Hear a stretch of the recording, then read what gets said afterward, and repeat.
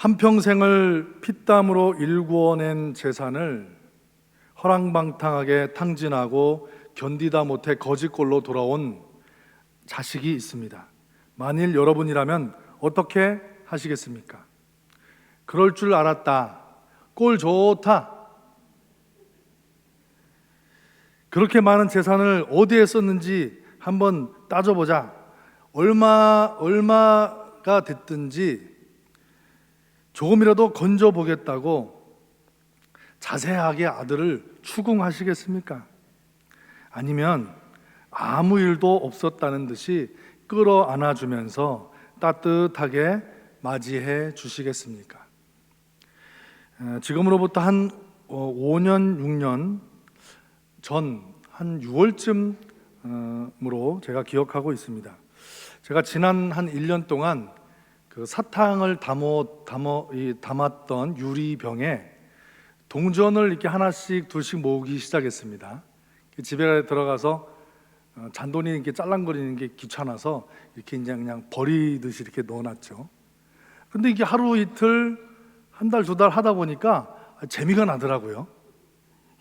이게 눈에 보이게 모이니까 재미가 나고 또 욕심이 생겼습니다. 그래서 제가 마트에 가서 돼지 저금통을 하나 사야 되겠다 생각이 됐습니다. 그래서 돼지 저금통이 어떤 게 있나 살펴보니까 아주 큰 게 있더라고요. 근데 너무 커서 이것은 제가 채우기에 좀 감당하기 어렵겠다 싶어서 두 번째로 큰 돼지 저금통을 사가지고 왔습니다.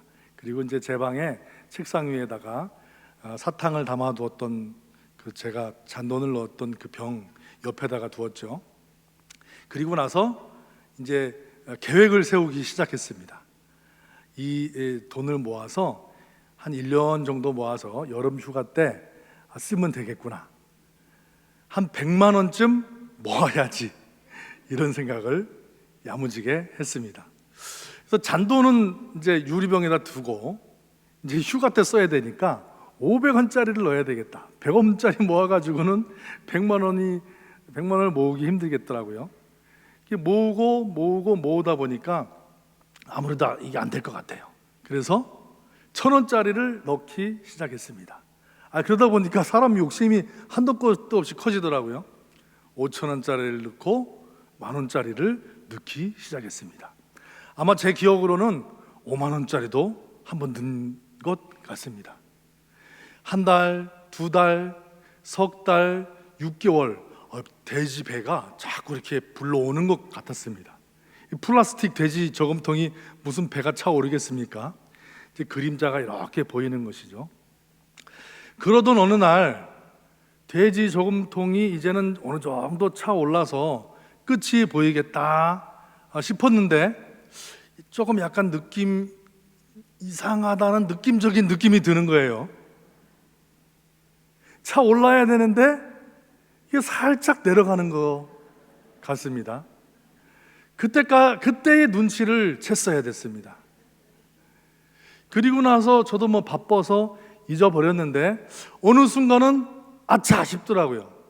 그제서야 돼지 저금통을 들어 올려서 그 작은 구멍을 들여다보기 시작했습니다. 뒤집었다가 엎었다가 뒤집었다가 엎었다가 아차, 아무리 살펴봐도 지폐를 찾아볼 수 없는 겁니다. 누가 쓰신 겁니다. 얼마나 속이 상하고 후회가 됐는지 모릅니다. 이거 잘 모아서 여름 휴가 때 써야 되는데 예상되는 인물이 있었습니다. 불러다가 놓고 야단을 치고, 제가 지금은 웃으면서 이야기하지만 속이 아니었습니다. 매를 들고요, 얼마나 야단을 쳤는지 몰라요. 그런데 참 이상하죠. 매를 들고 야단을 치고 커서 뭐가 될래, 별 얘기를 다 한 것 같습니다. 그러고 나면 속이 좀 시원해야 되지 않습니까? 그런데 더 속이 상하고 아까보다 더 큰 후회가 밀려오더라고요. 어떤 사람에게 두 사람이 있었습니다. 어떤 사람에게 두 아들이 있었습니다. 둘째 아들이 아버지에게 말합니다. 아버지, 재산 중에 내게 돌아올 분깃을 주십시오. 이제는 내 몫을 갖고 싶다는 둘째 아들의 말이 어떻게 보면 정당한 요구인 것 같습니다. 그러나 신명기 21장에 의하면 장자는 전 재산의 3분의 1을, 차자는 3분의 1을 받게 되어 있습니다. 그러나 재산 분배는 분명히 부친이 죽은 이후에 받는 법이기 때문에 부모님 살아생전에 달라고 하는 것은 정당한 권리라고 할 수도 없고 해서는 안 되는 것이죠. 다시 말해서 살아계실 때 재산 분배를 요청한다는 것은 대놓고 아버지 돌아가시라는 것과 다를 것이 없기 때문에 그렇습니다. 그렇지만 아버지는 아무 말씀도 하지 않으시고 재산을 나누어 주었습니다. 여기서 질문 하나가 생깁니다. 갑자기 많은 돈이 생기면 좋을까요? 안 좋을까요? 평상시에 꿈꾸던 것들, 하고 싶었지만 못했던 것들 마음껏 먹고 쓰고 또 쓰시겠습니까? 그러면 과연 행복할까요? 지난 2018년 11월에 미국에서 15억 3,700만 달러, 우리 돈으로 1조 7,300억 원 복권 당첨자가 나왔습니다. 예, 여러분 안 놀라실 줄 알았습니다. 24차례 연속으로 1등 당첨자가 없다가 25번째 당첨자가 드디어 나왔습니다. 사상 두 번째로 최대 금액이라고 합니다. 당첨 확률이 무려 3억 3천만 분의 1이라고 합니다. 3억 3천만 분의 1. 미국의 전 국민들이 복권을 다 사도 될 확률이 없다는 뜻입니다. 거의 불가능한 일이죠. 그런데 당첨이 됐습니다. 이제 당첨자가 나왔으니 더 흥미로운 질문이 생겼습니다. 당첨자는 과연 어떤 삶을 살게 되었을까요?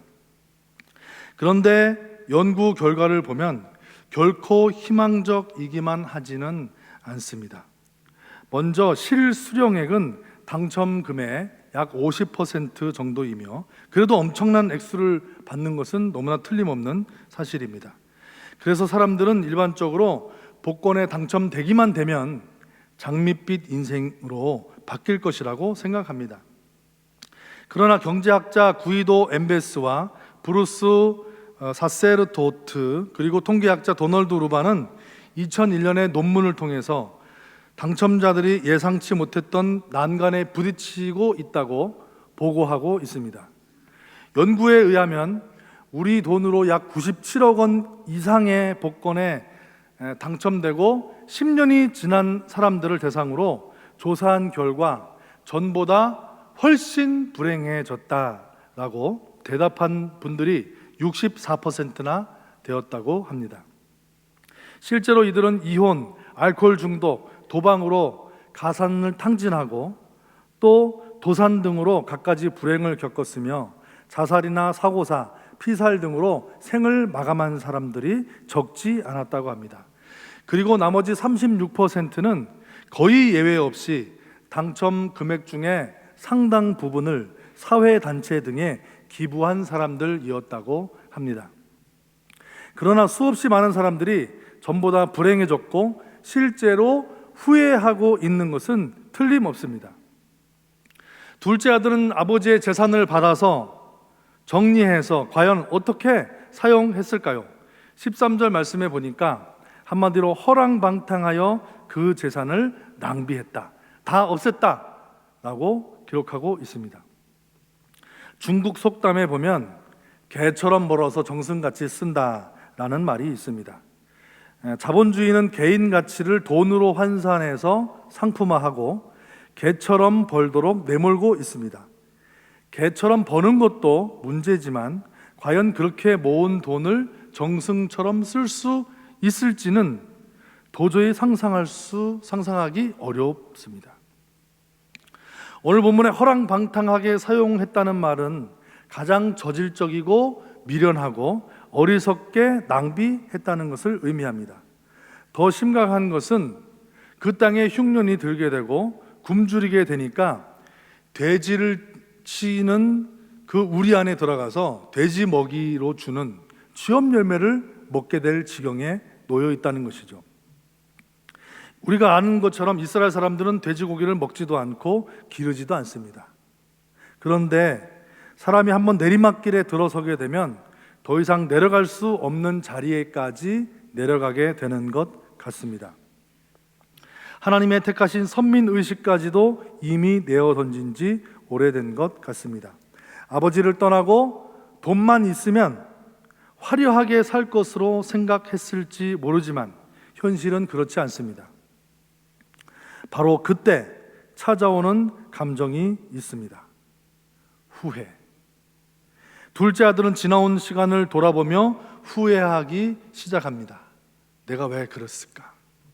17절 말씀해 보시면 이에 스스로 돌이켜 내 아버지는 양식이 풍족한 품꾼이 얼마나 많은가, 나는 여기서 줄여 죽는구나. 18절 말씀에도 내가 일어나 아버지께 가서 이르기를 아버지여 내가 하늘과 아버지께 죄를 지었사오니 지금부터는 아버지의 아들이라 일컬음을 감당하지 못하겠나이다. 나를 품꾼의 하나로 봐달라고 후회하고 있습니다. 사랑하는 여러분, 저와 여러분은 언제 후회가 되십니까? 사람은 누구나 후회하며 삽니다. 후회하지 않는 사람은 단 한 사람도 없을 것입니다. 보니 웨어라는 호주의 간호사가 쓴 죽음을 앞둔 사람들의 5가지 후회라는 책이 있습니다.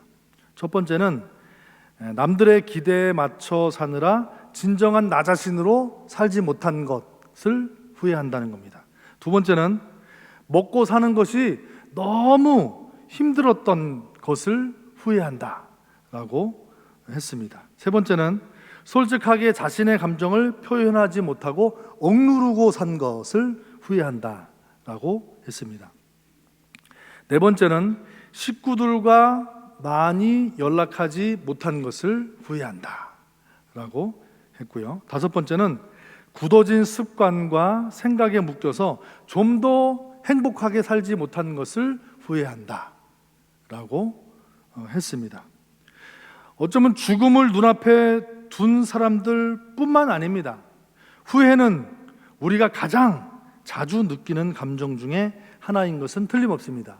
말 실수, 잘못 구입한 물건, 잘못 자른 머리, 파마, 맛없는 식당을 선택했을 때, 얼마 전에 식당을 갔는데 얼마나 음식이 짜고 본전 생각이 나든지, 신중하지 못했던 결정, 참지 못하고 욱 했던 일, 좀 더 노력하지 않았다는 생각 등으로 후회하지 않는 사람은 한 사람도 없습니다. 여러분은 후회할 때 어떻게 하시겠습니까? 그리고 어떻게 하십니까? 어떤 사람은 후회할 때 나는 아무에게도 피해 주지 않나, 하나님이 나를 이렇게 만드셨어, 하나님은 내가 행복하기를 원하신다고 합리화하는 사람이 있습니다. 어떤 사람은 자신을 제외한 모든 것, 다른 사람을 탓하고 환경을 탓하면서 내 잘못이 아니야, 내 책임도 아니야 정당화합니다. 어떤 사람은 자신과 다른 사람들을 비교하면서 후회스러운 자신의 감정을 위로받으려고 합니다. 다른 사람들보다는 그래도 적어도 나는 저 사람 같지는 않아, 자기를 끊임없이 위로합니다. 어떤 사람들은 밀려오는 후회를 감당할 수 없어서 약물을 이용합니다. 대마초, 또 술, 담배, 오락으로 그 모든 것들을 현실 도피합니다. 어떤 분들은 신용카드를 사용해서 쇼핑 중독에 걸리는 분들도 있습니다. 뒤늦게 카드 청구서가 집으로 배달되어 오면 그제서야 후회하게 됩니다. 사람들이 지나온 삶을 후회하는 데에는 크게 두 가지 이유를 찾아볼 수 있습니다. 하나는 지금까지 살아오면서 마주쳤던 수많은 갈림길에서 자신이 선택한 길이 아닌 또 다른 길을 선택하지 못한 것에 대한 미련이요 아쉬움입니다. 또 다른 하나는 자신이 선택한 길을 이미 선택했지만 걸어오면서, 그렇게 선택해 오면서 열심히 살지 못했던 것, 최선을 다하지 못했다고 생각한, 그래서 시간을 낭비했다고 생각이 들기 때문에 후회와 죄책감이 밀려온다는 겁니다. 그런데 여러분 한번 생각해 보십시오. 만일에 그때 다른 길을 선택했더라면 어땠을까요? 지금보다 더 열심히 최선을 다할 수 있었을까요? 또 다른 결과가 나타났을 것이지만 후회하지 않았을까요? 때로 머뭇거리다가 도전조차 못해본 나의 꿈, 소망, 바램들이 지나가 버린 과거의 시간을 돌아보면서 그때 만약 다른 선택을 했었더라면 이런 후회를 하지만 과연 결과가 달라질까요?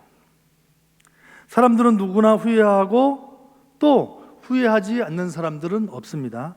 그러나 문제는 우리가 살아가면서 때로 은혜를 잊어버린 채 살아간다면, 그래서 계속해서 후회하고 그 후회 가운데 머물러 있다면 그 후회는 죄책감으로 그리고 수치심으로 우리에게 나타난다는 겁니다. 후회는 무엇입니까? 과거에 내가 했거나 혹은 하지 않은 일에 대한 나쁜 감정입니다. 그렇다면 더 심각한 문제는 무엇인가 하면 이 후회 가운데 머물러 있게 되면 죄책감이나 수치심으로 나타나는데, 이것은 내가 누구인지 그리고 다른 사람이 나를 어떻게 생각하는지, 하나님은 그 일 때문에 나를 어떻게 생각하시는지에 대한 감정입니다. 다시 말씀드려서 후회하는 일들 때문에 내가 싸우고 힘들어하는 것이 아니라 그 결과 때문에 다른 사람들이 나를 어떻게 생각할까, 이것 때문에 힘들다고 하는 것입니다. 사람들이 나를 어떻게 생각할까? 교회 위쪽으로 이렇게 올라가다 보면 영덕을 올라가다가 이제 영덕 쪽을 지나가다 보면 포항 교도소가 있습니다.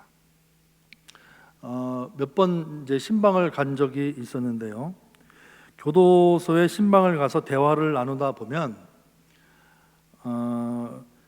재소자들이 가장 힘들고 어려워하는 일들이 무슨 일 때문에 그런지 아십니까? 추위나 배고픔이나 더위가 아닙니다. 하루에도 수백 번, 수천 번씩 밀려오는 후회, 그리고 절대로 해서는 안 되는 그 일을 했을 때 그 시점으로 자꾸 돌아가는 거예요.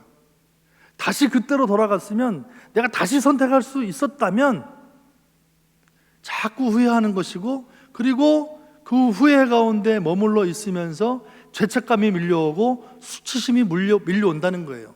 그리고 다른 사람들이 나를 어떻게 생각할까? 하나님은 나를 어떻게 생각할까? 여기에 머물러 있다는 겁니다. 어느 날 밤 두 제자는 결코 해서는 안 될 행동을 합니다.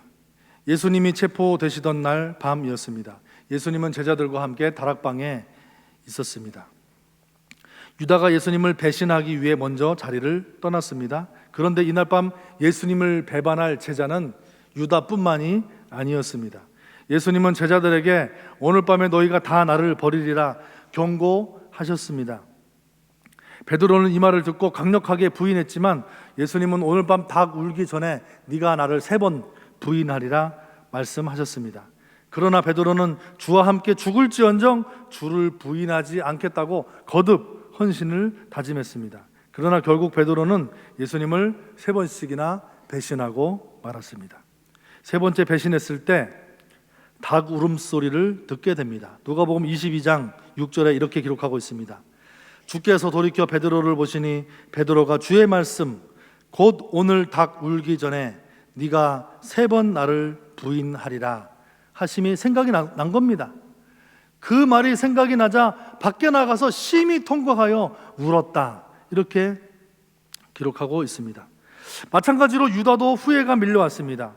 베드로와 유다 둘 다 자신의 실수를 인정하고 무엇을 잘못했는지 시인합니다. 그런데 후회를 다루는 방법에 분명한 차이가 있습니다. 결정적인 차이가 있습니다.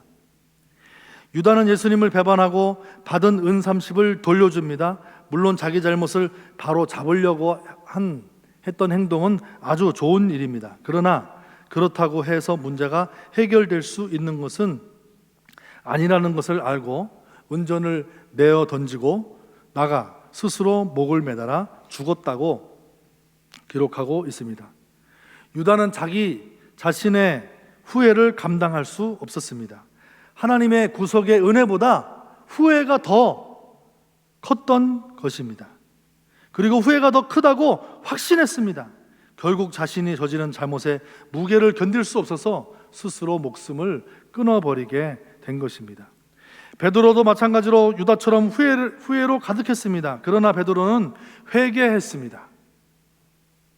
후회는 회한으로 이어지게 되고 회한은 반드시 회개로 이어져야 하는 것입니다. 유다와 베드로의 결정적인 차이가 바로 여기에 있습니다. 베드로는 3번이나 주님을 모른다고 저주했지만, 배신했지만 닭 우는 소리를 듣고 주님의 말씀이 생각이 나자 밖으로 나가 심히 통곡하면서 눈물로 회개했습니다. 메시지 성경 누가복음 22장에는 이렇게 기록하고 있습니다. 그는 밖으로 나가서 하염없이 울고 또 울었다. 그는 밖으로 나가서 하염없이 울고 또 울었다. 기독교 신앙에서 눈물이 얼마나 중요한지 모릅니다. 요한 크리소스톰은 이런 말을 했습니다. 죄의 불이 아무리 강력해도 그 불은 적은 눈물로도 꺼진다. 죄의 불이 아무리 강력해도 적은 눈물로 끌 수 있다는 겁니다. 눈물은 죄의 용광로에 불을 끄며 죄의 상처를 끌 수 있습니다. 고린도후서 7장 10절에 이렇게 말씀하고 있습니다. 하나님의 뜻대로 하는 근심은 후회할 것이 없는 구원에 이르게 하는 회개를 이루는 것이요 세상 근심은 사망을 이루는 것이니라. 세상 근심은 사망을 이루게 하지만 하나님께서 주시는 후회로 말미암아 회개에 이르게 하고 그 회개는 구원함에 이르게 하는 줄 믿습니다. 할렐루야. 은혜가 더 크다 나의 후회보다. 믿으십니까? 나의 후회보다 은혜가 더 크신 것을 믿으십니까? 나의 후회가 아무리 크다 할지라도 하나님의 은혜가 더 크신 줄 믿으시기를 바랍니다. 예수님이 죽은 자 가운데서 부활하신 어느 이른 아침, 고기잡이 하는 베드로를 주님께서 찾아오셨습니다. 어쩌면 베드로는 눈물로 회개하고 용서받았지만 남은 생을 눈물 흘리며 후회하며 살 수밖에 없었을 것입니다. 그런데 주님은 베드로를 찾아오셔서 숯으로 불을 피우시고 떡과 생선으로 조반을 지어주시면서 내가 나를 사랑하느냐? 내가 나를 사랑하느냐? 내가 나를 사랑하느냐? 3번이나 물으셨습니다.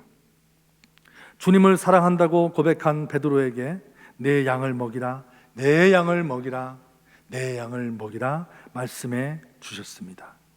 은혜가 더 큰 줄 믿습니다. 지금 둘째 아들은 생사의 기로 앞에서 자기에게는 아버지가 살아계시고 부자이고 또 돌아갈 집이 있다는 것을 깨닫게 되었습니다. 여러분 혹시 뼈 때린다 이런 말 들어보셨습니까? 뼈 저린다, 뼈 시린다 이런 말 들어보셨죠?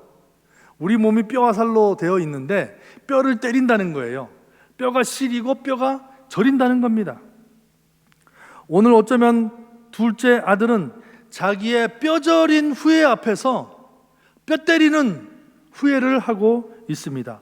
바로 그때 그 후회 앞에 머물러 있는 것이 아니라 깊은 회한 가운데 들어가고 주님을 만나는 기회로 삼은 줄 믿습니다.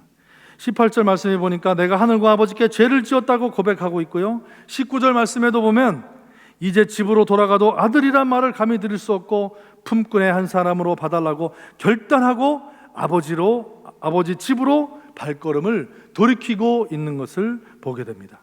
그렇습니다. 진정한 후회는 내가 그 후회를 붙들고 있는 것이 아니라 주님 앞에 그 문제를 들고 나아가는 것인 것을 믿으시기를 바랍니다. 주님께로 돌이키는 것입니다. 어쩌면 그 후회 가운데 머물러 있는 것은 내 안에 있는 쓴뿌리가 계속해서 자라나도록 하고 죄책감에 사로잡히게 되고 수치심에 머물러서 견딜 수 없게 되는 겁니다. 후회가 더 커지게 되는 겁니다. 은혜 가운데 거할 수 없게 되는 겁니다. 어떻게 하면 이 쓴뿌리를 제거할 수 있습니까? 어떻게 하면 후회 가운데 머물러 있는 것이 아니라 더 크신 하나님의 은혜를 경험할 수 있습니까? 이것이 바로 후회를 다루는 방법입니다. 주님께로 나아가는 겁니다. 오늘 둘째 아들은 비록 젊은 날에 큰 실수를 저지르고 뼈 때리는 후회할 짓을 했지만, 그러나 그 후회 가운데 주님께로 나아갈 수 있었습니다. 제가 초등학교 때의 일입니다. 예전에 표준 전과, 동아 전과 여러분 기억나시죠? 제가 전과를 산다고 어머니한테 돈을 받아서 썼습니다. 어디에 썼는지는 제가 기억이 나지 않는데, 그리고 나서 이제 또 전과가 필요하잖아요. 그래서 어머니께 엄마 전과 사기에 돈 좀 주세요. 제 기억으로는 한 5천 원 정도 했던 것 같아요. 그래서 잘 받았습니다. 받아서 제가 전과를 샀는지 어디 썼는지 또 기억이 잘 나지 않습니다. 근데 그날 저녁이었습니다. 방에서 이제 불 끄고 자고 있었는데 인기척이 나서 깼는데, 이제 늦게 돌아오신 저희 아버님하고 어머니가 이제 대화를 나누시던 중에 어머니께서 이렇게 말씀하셨어요. 여보, 제국이 용돈을 좀 올려줘야 되겠어요. 왜, 용돈이 모자라? 아니요, 전에 전과 산다고 돈을 줬는데 또 돈을 달라고 해서 뭐 별 다른 데 쓰겠어 하고 주셨다는 거예요. 저는 어머니가 모르시는 줄 알았습니다. 완벽하게 속였다고 생각했습니다. 얼마나 부끄럽고 얼마나 죄송하든지 입을 뒤집어 쓰고 얼마나 소리도 못 내고 얼마나 울었는지 모릅니다. 그 이후부터 제가 변화되었습니다. 다시는 거짓말을 못 하겠더라고요. 앞에서 말씀드릴 때 제가 이렇게 소중하게 생각했던 돼지 저금통, 제 작은 꿈을 잊어버렸을 때 너무 속상하고 너무 후회스러웠는데, 그때 저의 행동은 어떤 행동이었죠? 막 야단치고 매를 들고 따지고 물었습니다. 그렇게 했을 때 과연 그 아들이 변화되었을까요?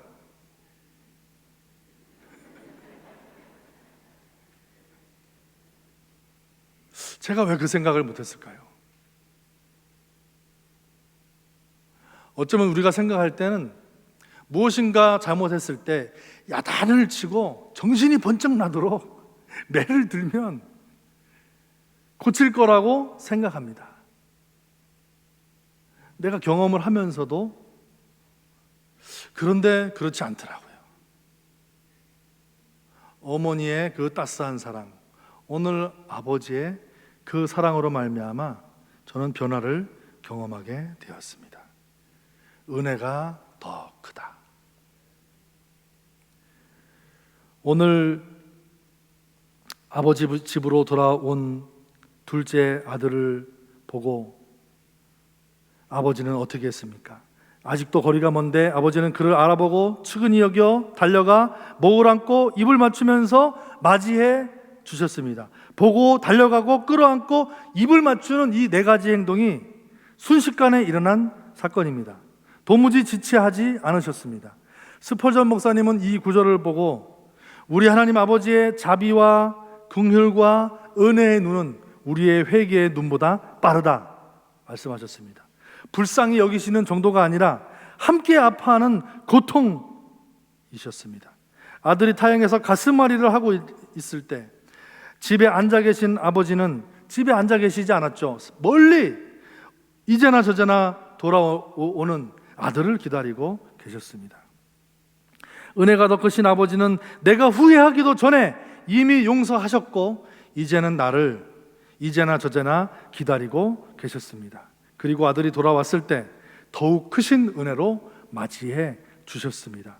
좋은 옷을 내어다가 입히시고 손에 가락지를 끼워주시고 발에 신을 신겨주시고 살진 송아지를 잡아주셨습니다.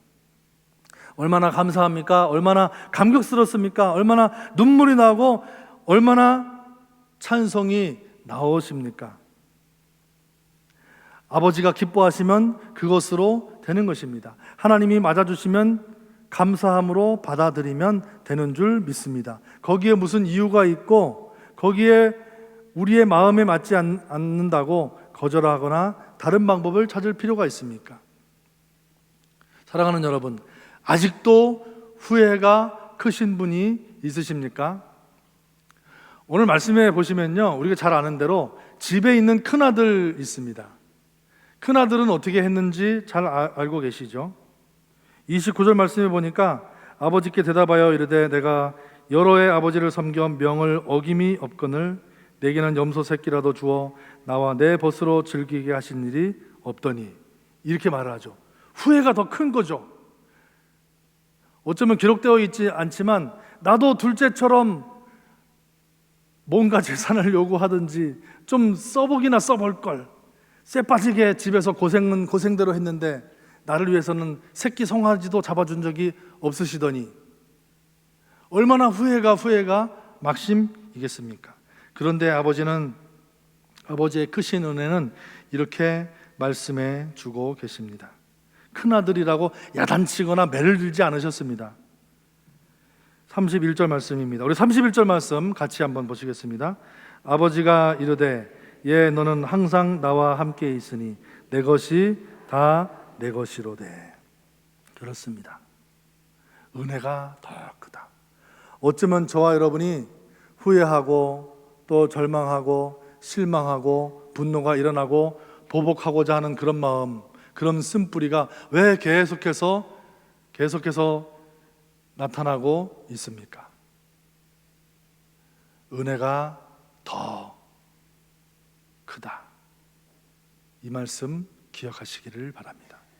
나의 모든 쓴뿌리보다 더 크신 주님의 은혜를 사모하시는 저와 여러분 되시기를 바랍니다. 주님 앞에 나아가시기를 바랍니다. 주님께서 저와 여러분에게 크신 은혜를 허락해 주실 줄 믿습니다.